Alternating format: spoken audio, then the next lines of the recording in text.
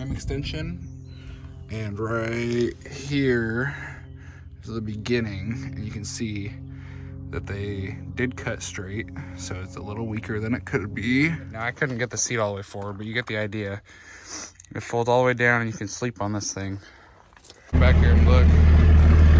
She hasn't been started in probably a week. Probably can't even see it on camera, but it's a little hazy. All right, guys. How's your day going? This is my other truck that will be featured on the channel a lot. It is my 96 Dodge Ram Crew Cab made by Custom Conversions down in Texas. It was converted in 96 when it was brand new. I'm just gonna do a little walk around of it. Let's start at the front here. Pretty stock. Missing a fog light right there. It has LED headlights, basic steel wheels, a leveling kit, a Crowley suspension leveling kit. Let's zoom out a little bit if I can. Oh, it won't let me, okay. Missing a couple things here or there. You got, it was a single cab, and so we have a fiberglass door and the split window right here. That's how you know that it's a custom conversion truck and not a Bayer conversion truck. Bayer conversions had a metal rear door. This bed is not staying. I'm pretty sure I'm gonna go single rear wheel on this thing, get rid of the bed, the axle, and find a single rear wheel bed. It was in some sort of collision here. Obviously, I bought it in Montana, still has Montana plates on it. The tailgate is all sorts of broken.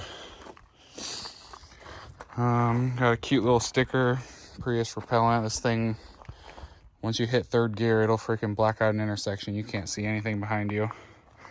I have a sport rear bumper for it around the corner. I can show you guys in a few minutes. It's got airbags. Here's the side view. So a couple of the cons. There's just a little bit of rocker rust going on down here. There's no rust on the frame. It's just the rockers need some attention. The rear doors, they don't open up any farther than this. So it's about 3/4 of the way of a normal crew cab door. Got some stuff in here, but it's a pretty plush seat. But the cool part about the seat is that, hopefully I can do this with one hand, it can slide all the way forward. So this is about as much room as like a extended cab. Maybe it's a little bit more than what an extended cab would have. But now you have all this extra room for storage if you need it. And then also, let me fold it down.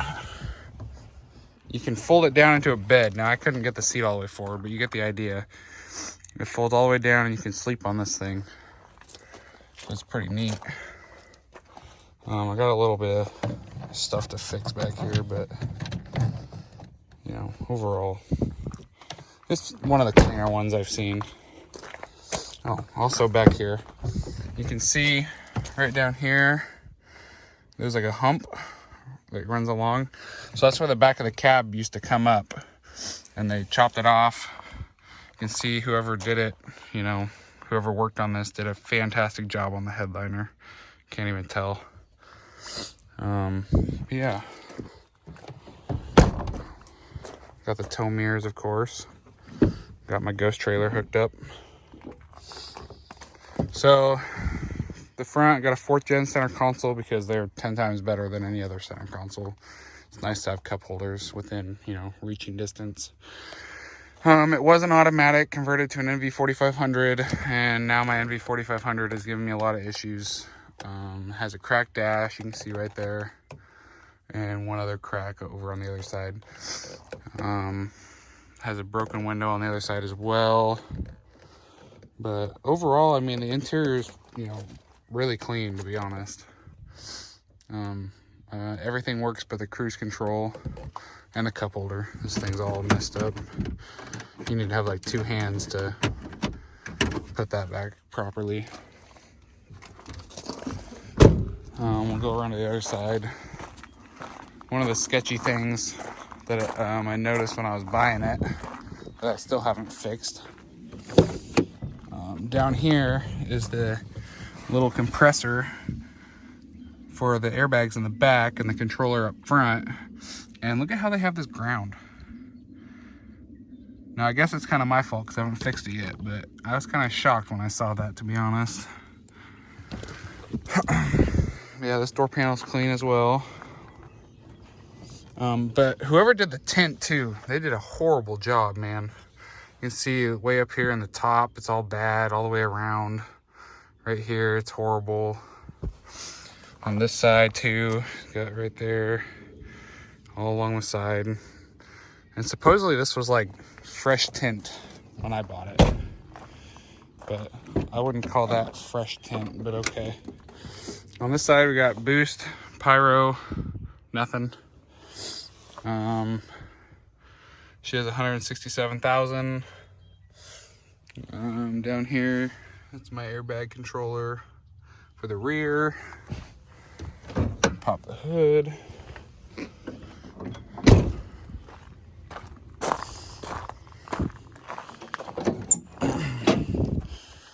It's pretty dirty under here, but it's got the S&B air intake. Someone did some homemade boost tube work. It doesn't leak boost, but those welds look just as bad as those welds that were on the white whale yesterday in yesterday's video. It has a 57mm turbo, so it definitely needs a bigger turbo. Decent batteries, an ugly boost tube over here. Just some weird wiring stuff going on. Has some weird horn down here that doesn't even work. It's tucked away down in here. When I got home, this thing had leaked oil all over. I had to drive it 900 miles home. So the first day I get home, I ripped apart all this and did the front main seal and the timing cover gasket, the water pump, the belt, the thermostat. I did the valve cover gaskets. And then about 3 weeks ago, something happened with my tranny and it decided that it's gonna start leaking all my oil out and start smoking into the cab. All right, so I get a video of the underside too. So if you follow my Instagram, you know that this thing's hurting. So that's why all the oil's underneath. She's getting torn apart. She's getting a lot of work done. But you can see motor, drive shaft. Sorry if it's super zoomed in, but transfer case, broken whatever this is that isn't needed anymore and nobody ever took it off. Big long drive line all the way to the back. So let's see, right here I believe is the end of the frame extension, and right here is the beginning, and you can see that they did cut straight, so it's a little weaker than it could be. I don't know if I have any people that follow me from like salt states, but is this like this rubber matting? Is that to protect against salt, or like what is this? I've never seen it before. I'm from Oregon. The exhaust, piece of junk. I need a new one. You can see right here, I think it's not connected, and I think it's right there, that it's broken right there, or right there. I think it's right there, but completely separated. So I'm gonna just get a new one, probably 4 or 5 inch. I haven't decided yet.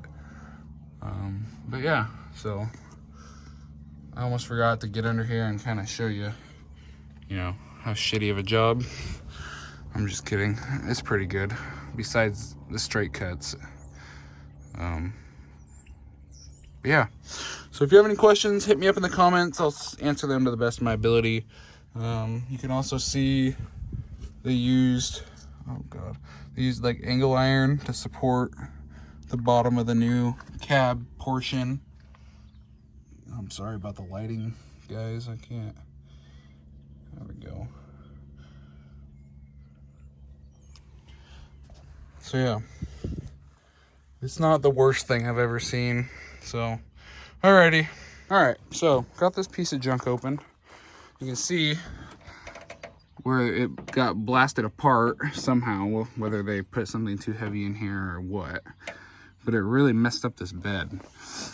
So I had to come in and re-weld on the sides right there, and I repainted this because it was ugly and they didn't paint it. And over here we had to do a lot of work. There's a video on my Instagram of this thing literally moving like 2 inches in and not even connected. Here, make it all wiggle again real quick so I can get it on video. Holy shit. Wow. It's like, whoa, ho, ho. And so welded that up, and was a pretty big crack right here. So this bed's just toast. I'm just running it until I find a single rear wheel bed and an axle. I'll give you guys a cold start too, I guess. Didn't get around to that, so. And because it was an automatic, I don't have to use the clutch, no neutral safety switch, so that's cool.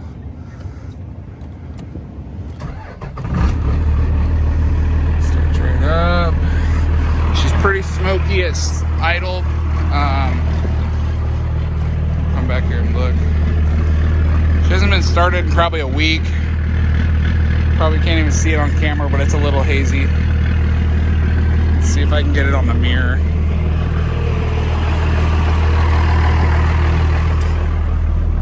Let's see.